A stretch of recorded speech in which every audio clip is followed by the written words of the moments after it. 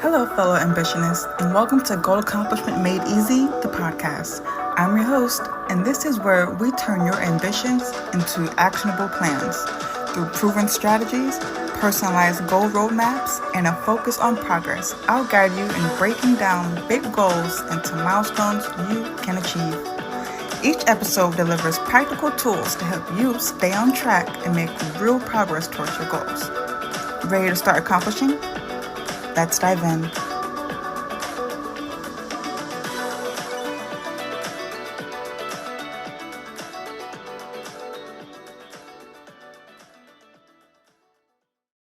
Welcome back to Goal Accomplishment Made Easy, the podcast.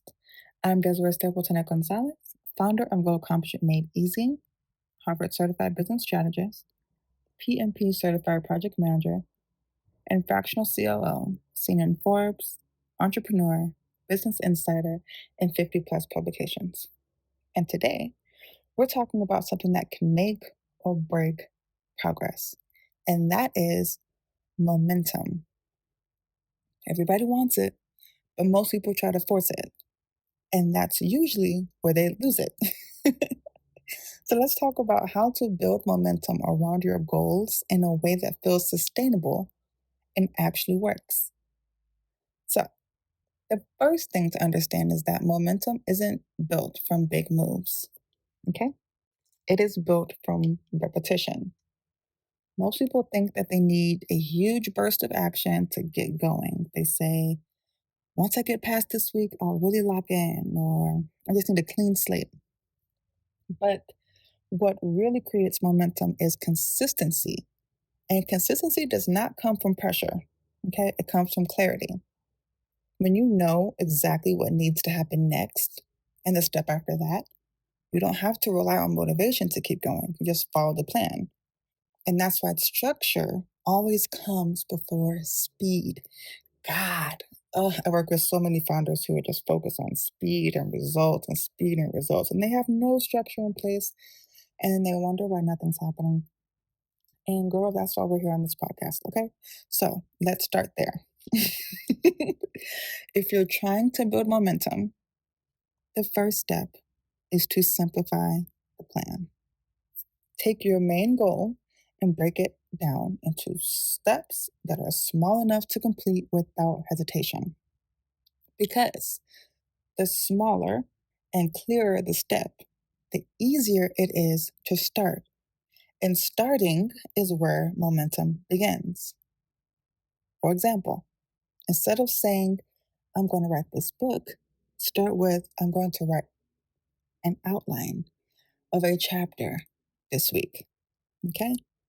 Instead of saying, I'm going to get fit, start with, I'm going to move for 20 minutes 3 times a week.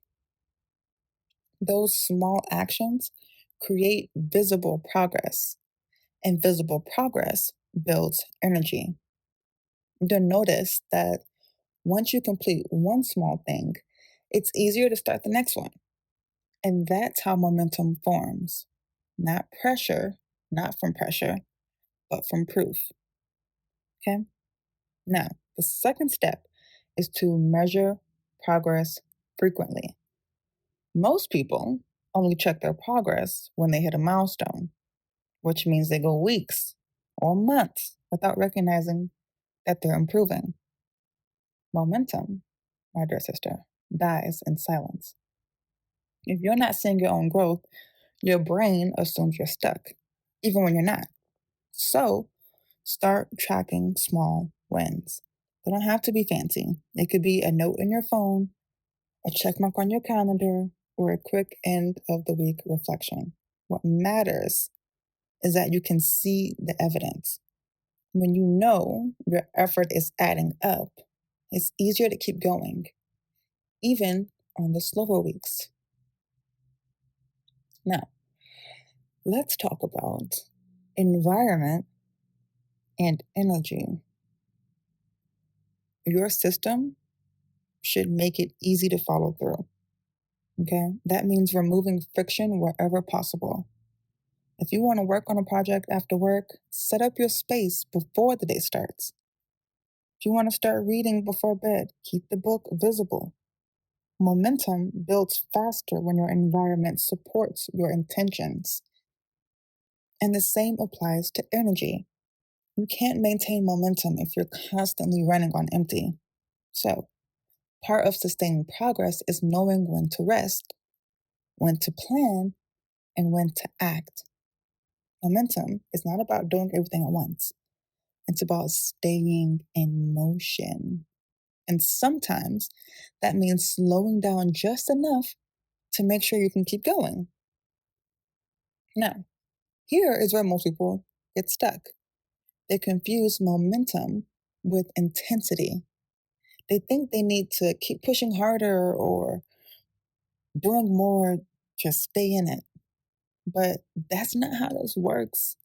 Momentum comes from direction, okay? Not force. You don't need to sprint. You need to stay in some kind of rhythm. When your pace is sustainable, your progress becomes predictable. Hashtag poet. That's why I told my clients, stop asking, how much can I do? And start asking, what can I repeat consistently? Because it's the repeated actions that compound into progress, not the random burst of effort. Can you tell I'm tired of this? Another thing that helps is having a feedback loop.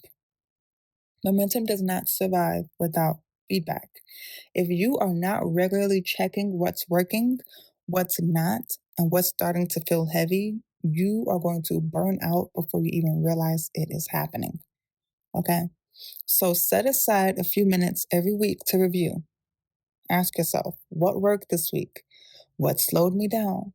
What should I adjust moving forward? Okay? You don't need long reflections. You just need accurate ones. That clarity is going to help you keep your progress aligned with your actual capacity. Okay? Finally, give momentum time. Most people underestimate how long it takes for steady effort to start paying off. They work for 2 weeks, don't see results, and decide it's not working. But progress is often invisible before it's obvious. The groundwork you're laying now, the routines, the systems, the small wins, is what builds the foundation for the visible results that come later. So if you're feeling like you're doing everything right and not seeing a movement yet, stay with it. Momentum builds quietly, then all at once. Okay? To recap, if you want to build momentum without forcing it, start small. Simplify your process. Track your progress. Make your environment work for you. Keep checking in and adjust as needed. Do that consistently, and you'll notice that what used to feel like pushing starts to feel like flow. Okay? And if you're ready to use a structure that supports this kind of consistency, you can find it inside Goal Accomplishment Made Easy, the program. It's designed to help you stay accountable and make steady progress without burning out and without starting over. Okay? And you can visit goalaccomplishmentmadeeasy.com to learn more about that. I'm Desiree Stapleton González, and this has been Goal Accomplishment Made Easy, the podcast. Thanks for listening, and I'll see you in the next episode. Thanks for tuning in to Goal Accomplishment Made Easy, the podcast. Stay committed. Keep taking those small daily steps and watch your goals turn to reality. For more resources and personalized support, visit goalaccomplishmentmadeeasy.com, and we'll see you in the next episode.